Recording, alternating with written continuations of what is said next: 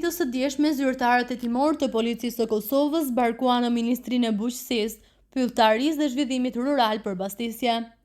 Aksioni u zhvillua me autorizimin e prokurorisë speciale dhe kishte në shënjestër dyshimet për shkelje ligjore në tenderin për ndërtimin e një fabrike përmbetje shtatëzore. Dy zyrtarë, përfshirë dhe ministrin në detyrë Faton Peci, u intervistuan për disa orë, lidhur me dyshimet për shkelje ligjore. Në një njoftim zyrtar nga PK-ja, bëhet e ditur se mbastisja ka rezultuar me konfiskim të pajisjeve elektronike dhe dokumenteve të ndryshme.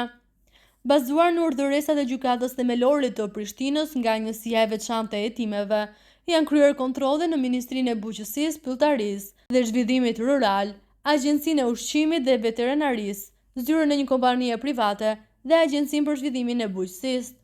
Gjatë kontrollit janë sekuestruar pajisje elektronike, kompjutera telefon, si dhe dokumente të ndryshme në përputhje me urdhëresën e gjykatës, thuhet në njoftimin e policisë. Pas aksionit, ministria deklaruan se janë në dispozicion të organeve të drejtësisë për t'ju ofruar informata që janë në interesat e tyre.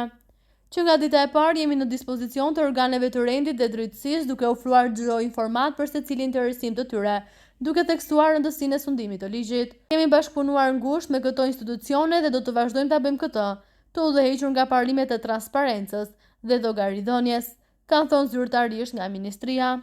Mëngjesin e sotëm ka deklaruar dhe ministri në detyrë mes një postimi në Facebook. Peci thot me bindje se epilogu i këtij procesi do të jetë i njohur për masën, njëjtësisht edhe për 30.000 fermierët që përfitojnë subvencione dhe garante.